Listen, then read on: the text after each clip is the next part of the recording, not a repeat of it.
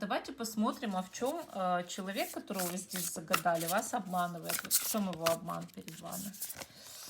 Так, значит, ну, конечно, он пытается показать перед вами, да, что он абсолютно без вас может, что он абсолютно без вас самостоятельный, и что он на самом деле хочет вам написать, хочет вам позвонить, хочет быть с вами, но он не хочет этого перед вами признавать. И в этом он вас обманывает. Он может показывать, что он вас типа не любит, что вы ему как бы не нужны. А на самом деле он очень-очень привязан к вам и очень хочет общаться с вами. Вот его обман вскрылся.